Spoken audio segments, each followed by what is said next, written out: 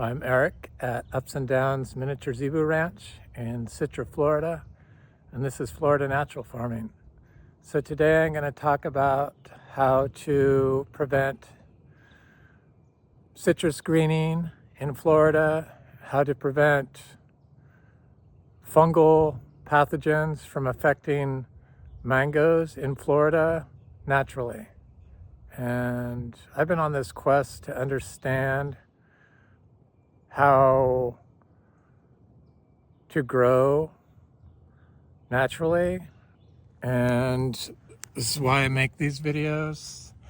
Frog Valley Tropical Fruit Farm has led me on this journey of knowledge, and these videos help me move forward on my understanding of what's going on and how to grow and be productive, growing naturally in Florida. And when I moved here more than 12 years ago, or more than 11 years ago, it's longer than that, almost 15 years ago,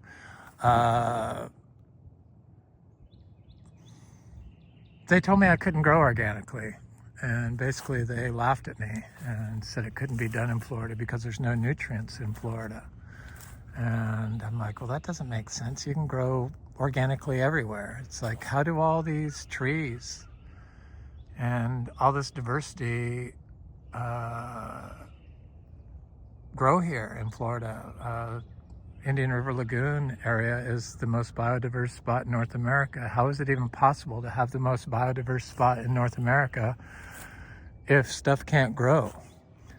I mean, this was built by itself without us. So I just wanted to further my knowledge and understanding of what's going on. And each video, it seems, I get a little closer and closer to putting the pieces of the puzzle together. And I read this amazing study on analyzing the microbiomes of soils on, like, I think it was 2,000 different farms in Japan. And they put together a profile of the soil, and they analyzed it, and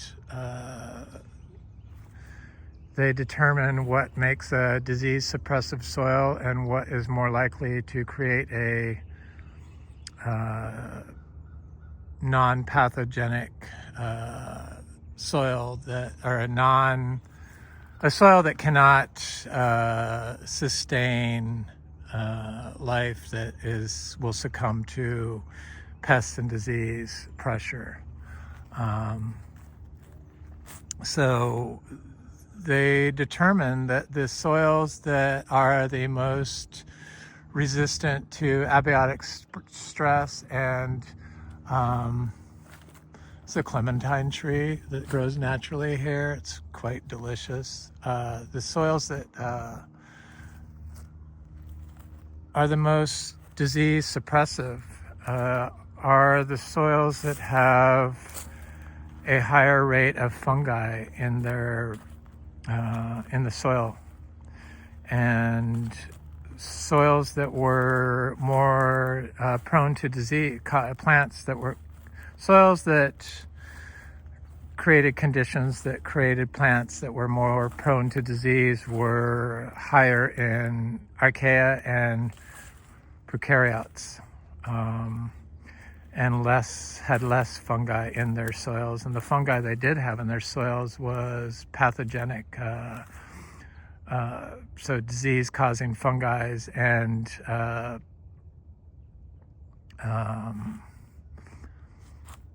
saprophytic fungi, so fungi that breaks down carbon. But they had a higher quantity of, the disease-causing soils had a higher quantity of archaea and prokaryotes. Well, guess what? Fungicides don't affect archaea and prokaryotes. Antibiotics, so pesticides and stuff, do not affect them. So a light went on in my head. I'm like, well, all these recommendations to fix diseases in citrus greening are a combination of antibiotics, fungicides, herbicides, pesticides, in combination with compacted soil because they mow it, and watering with the wrong pH water. So it turns out that the most disease suppressive soil had greater electrical conductivity. You get that by non-compacted soil in Florida because it holds more water. If it's not compacted, there's more space for the electrical current to move through it. And the water in Florida is alkaline, which is not conducive to the trees. Generally like it a little more acidic, and then compacting the soil makes the soil acidic. So it's in a basically a I don't know, a state of bipolar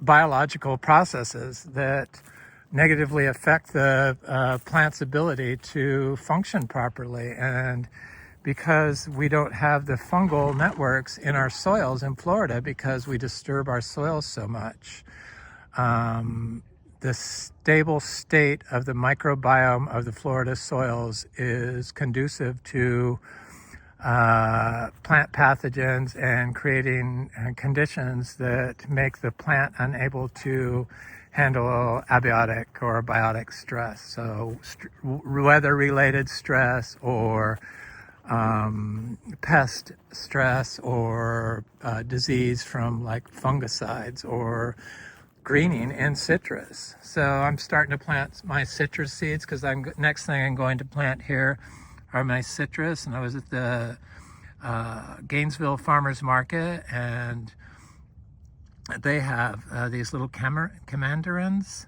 They're like a kumquat mandarin cross. They're very acidic. They said they use them like lemons. They're not very good, but I thought they were unique, so I got some seeds of that. But I also have seeds from the clementine over there that I'm planting. So this is our soil from Frog Valley Farm that was from my bananas. And bananas contain a high quantity of keystone species. Hey there, Snickers. Wild Bengal cat. He's so cute.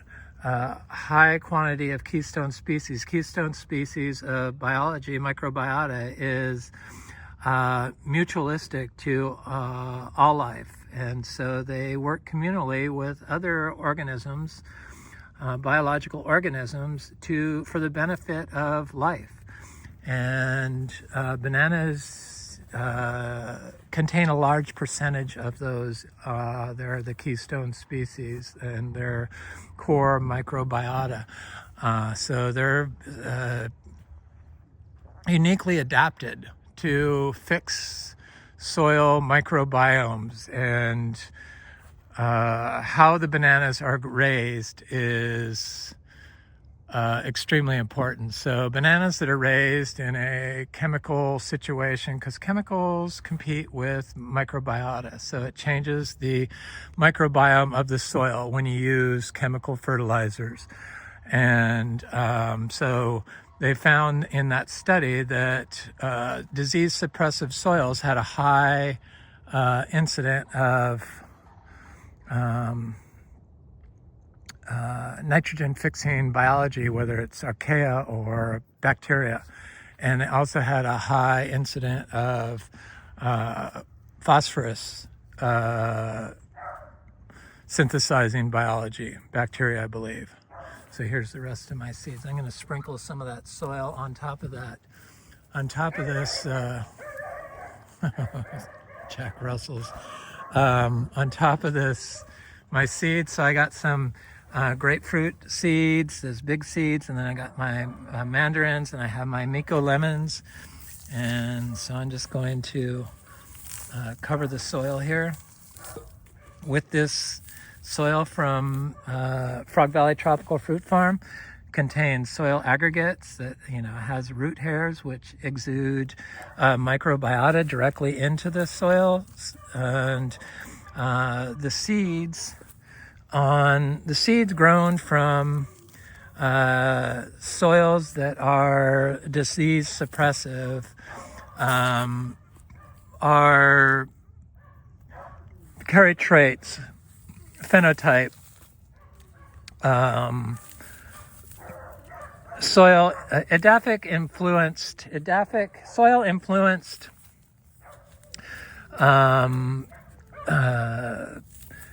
phenotype onto the plant, which is inheritable to the next generation in the form of the seed. So once the seed gets in the ground, then it starts signaling to biology to swarm, to turn on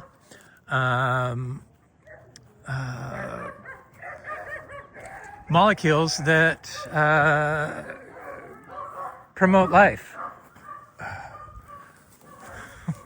The dogs, just crazy. Jack Russells are. But when you have a system where you're relying heavily on chemicals, or you rely on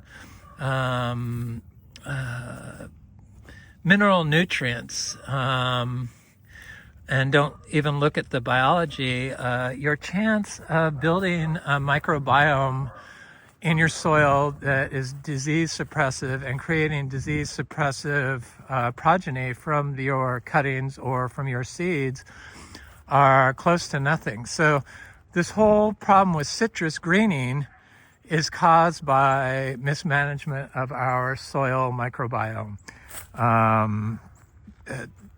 Fungi live longer than most other microbiota, so they're long-lived organisms that don't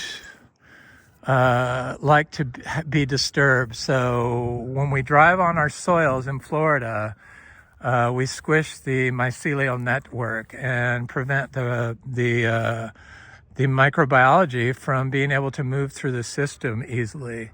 And that's what causes the highly acidic, too acidic for the plant, and prevents the uptake of calcium, which is why people need to always apply calcium in Florida, because they've created these these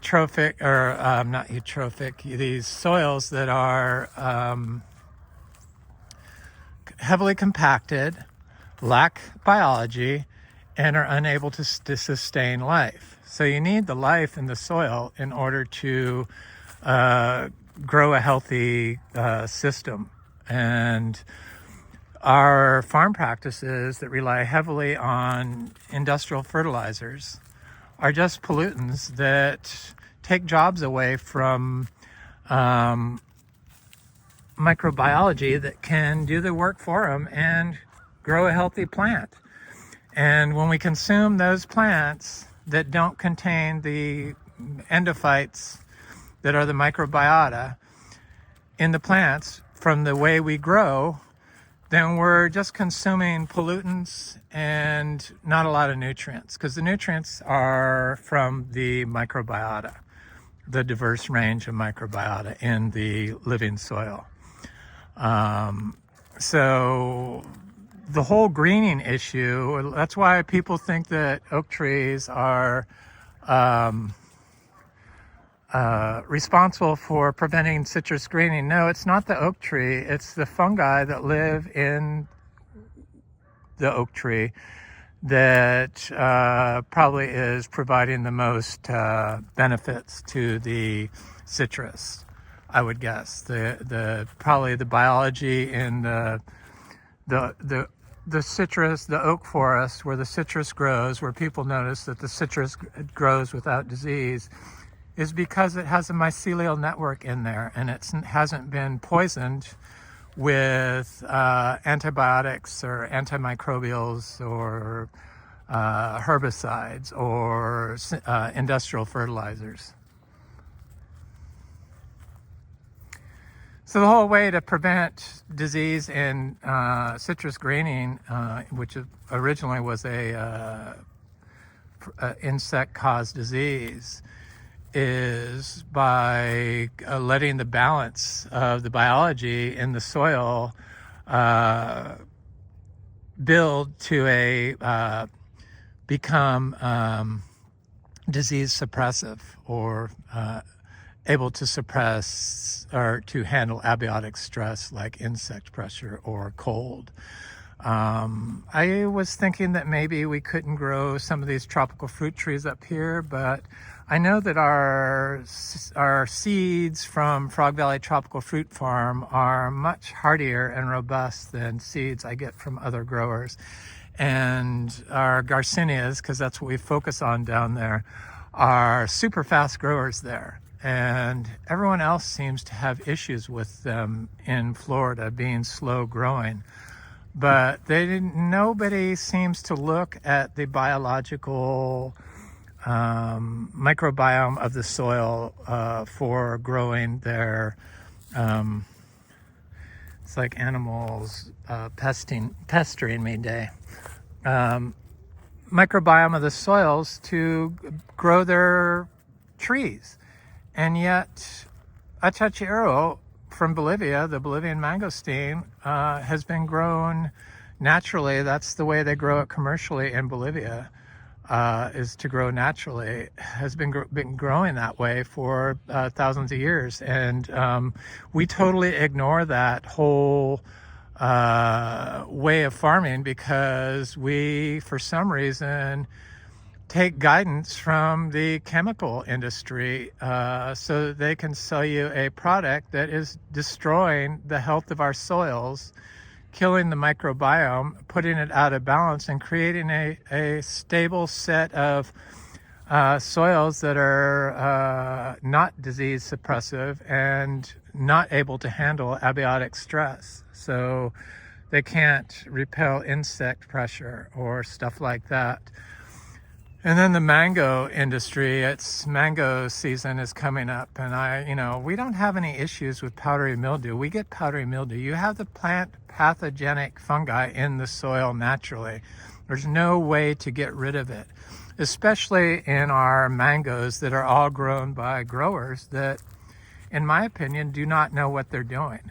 Or they're building plants that don't have a healthy microbiome in their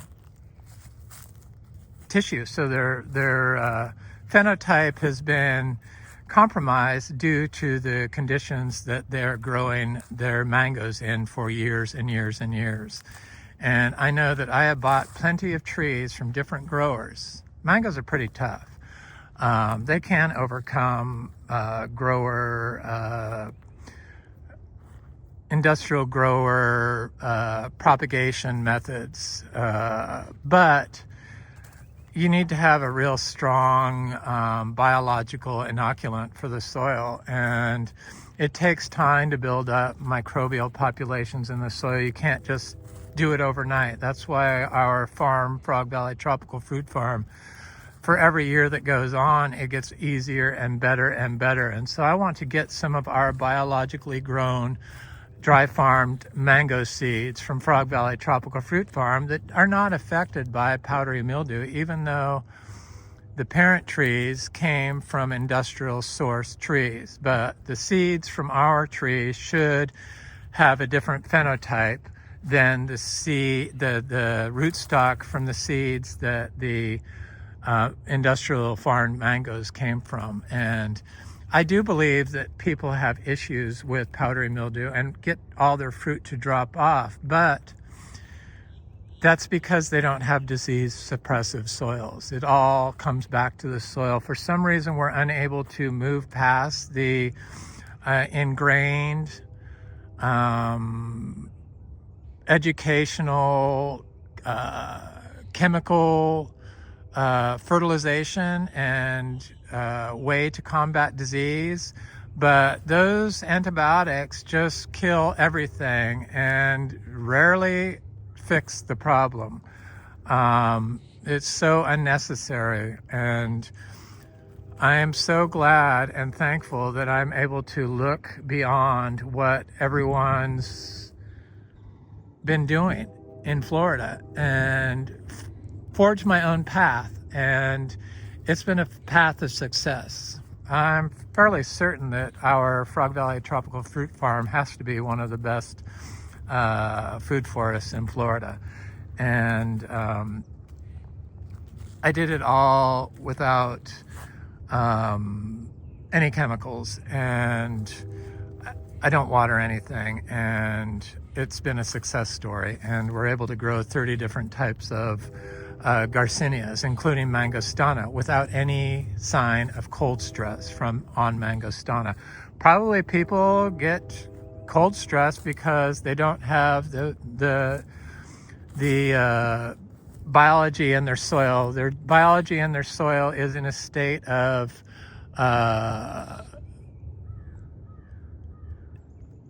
carrying diseases and is unable to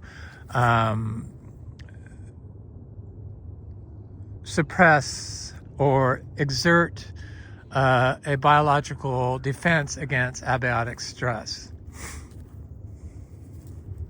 It's fascinating. This little cat is just a little pest now. It's amazing that they left him here, and he survived basically 2 months without any food or water, and I can't believe he's only a year old and somebody would just leave him here. He's such an excellent little cat. Got very sharp claws and big teeth. I guess he's a Bengal hybrid. A little Snickers, but he's befriended me. Now he follows me everywhere. I'm gonna go look at my cows, and then I'm gonna look at my vegetable garden, because my vegetable garden is really looking amazing. So we also grow cows holistically. We don't worm them. We don't give them mineral fertilizer or mineral blocks. We don't give them shots. And a lot of this stuff that issues that people have with their miniature zebus, I believe, is because the enzymes needed to synthesize selenium from grass are unable to work because they have mutated because of the wormers they use, or the grazon they use, or the industrial pollutants in the grains they feed have caused mutagenic changes to the mitochondria. The same thing happens in plants. And I do believe that people do have issues, and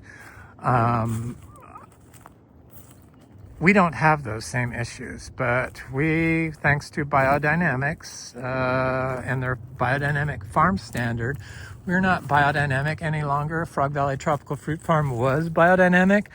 This place can't even be organic, let alone biodynamic, for at least 3 years.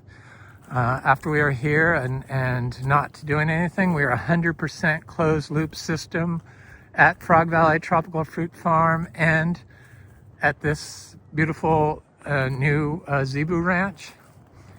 And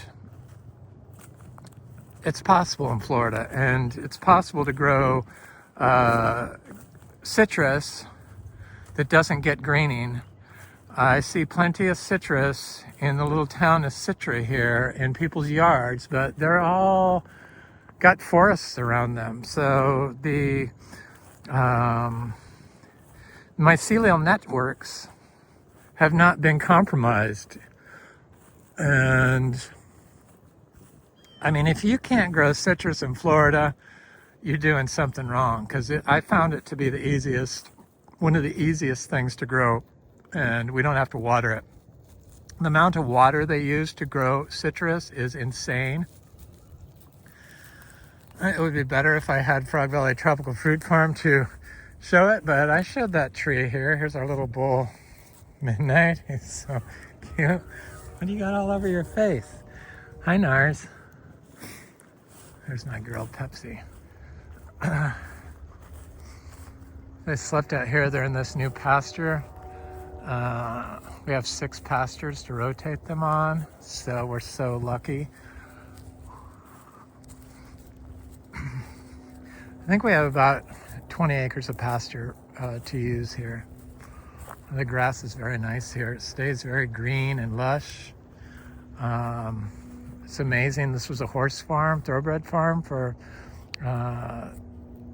30 years, and they managed the pastures quite well. So I'm happy about that. Hi, Paps. Romy, so cute. Hi, honey. Now, knock it off. Knock it off.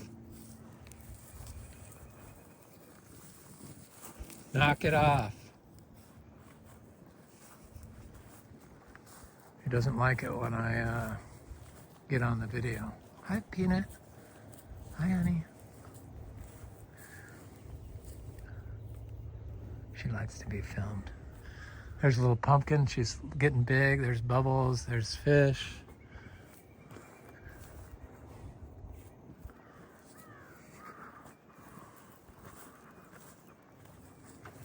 I love them. Yeah, so people have issues. I understand that, but I do see how people grow. And mangoes, they spray sulfur, so fungicide. So they're killing their fungal populations that can create disease suppressive soil that will prevent their powdery mildew from damaging their crop. So it's the practices they're employing are causing the problems because they want instantaneous fix. But it takes time to build up the mycelial connections in the soil. The fungal is a long-lived thing, and they get affected by soil disturbance. So, and then a lot of these people grow their mangoes in pots, which black plastic pots are full of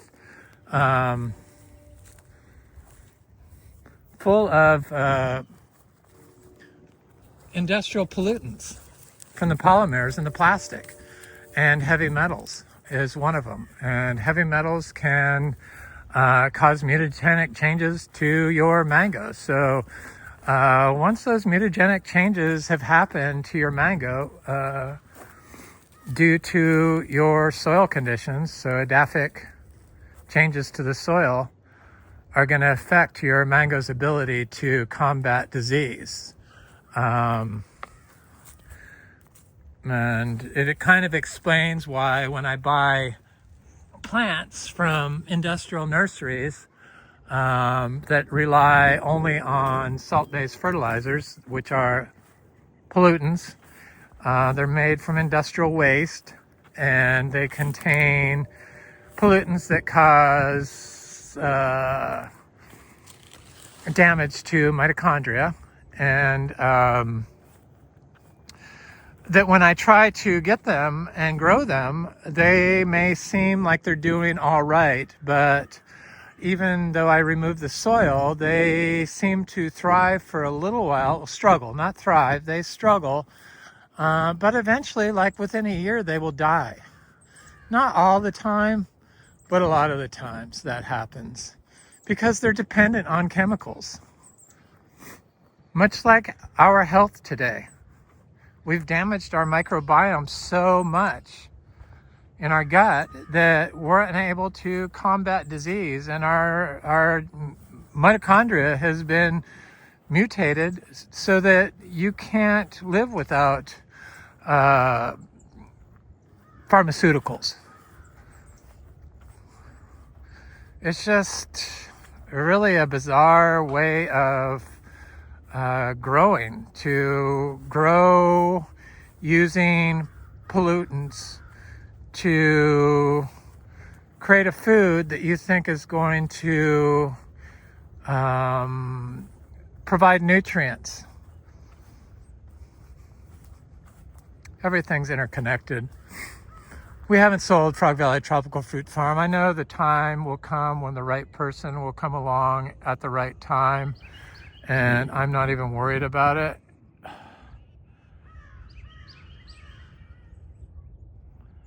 But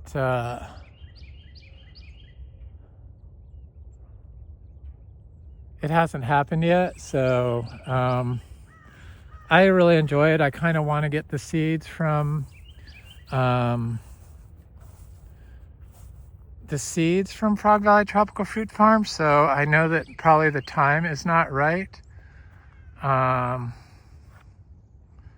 There's the other cat. This cat hates the other one. Norman. These are cats the previous owners left here. This cat is 19 years old. He's so tough. Hi, Norman. This goat they left, Chloe. She's 9 years old. And then the deer and the tortoise. It was like instant pets. I love it. I love animals. So, oh yeah, sandhill cranes, get out of my vegetable garden. So I did this has been my experiment on my vegetable garden here. Just growing on sand. You could see that they've been spraying their Roundup around these posts. Nothing grows there. It's just like bare earth. That's how I know that they've been spraying around there. It just, she wanted to know if I wanted the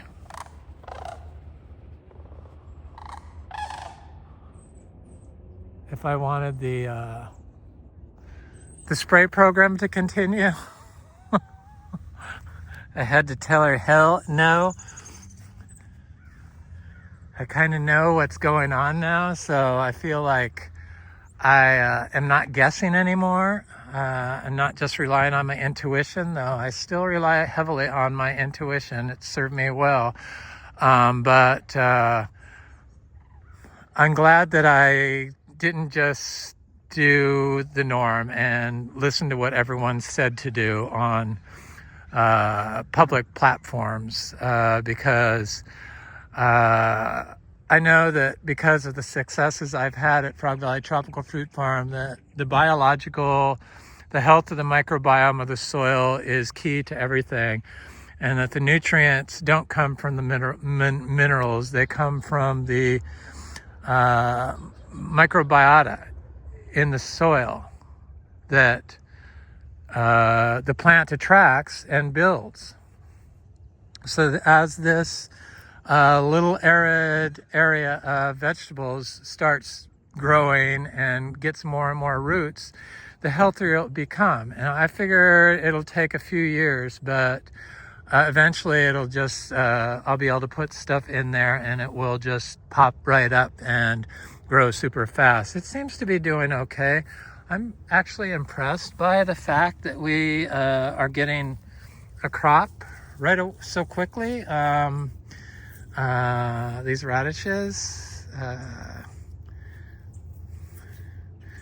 are very good, but I just did that microbial spray of our soil from Frog Valley Tropical Fruit Farm with banana roots in it, and it seemed to really speed things up. So probably if I did it every day would be ideal, just a little bit. Every day would be ideal, but I'm not doing that. I'm just doing a little bit. The kale's looking good. The cilantro is what I want. I need lettuce for my tortoise, because he's 115 pounds and he eats a lot of lettuce. I see there's some greens here growing, but seems like everything is coming up. Norman, what do you want?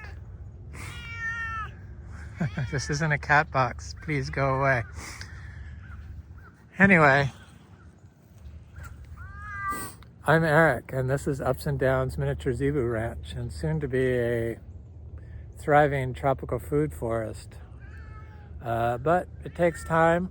We're getting it there slowly. Hopefully it'll move along faster once summer comes, but we'll see. I'm happy with the results, but I'll do a link to that study I was mentioning about microbiomes and their ability to create disease suppressive soils.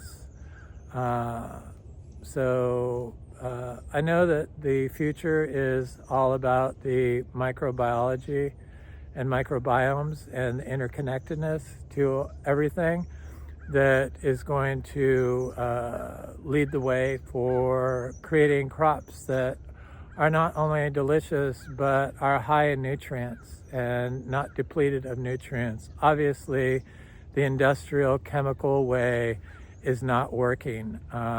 It's just not working. You can add all the mined minerals in the world, you're still not going to produce nutrient-dense food without the right biology in the soil. It's all about the microbiome to prevent greening in citrus, prevent powdery mildew from overtaking your mango crop, and other plant diseases and weather events and insect pressure. It's all about building microbial populations that are the right balance to promote plant growth.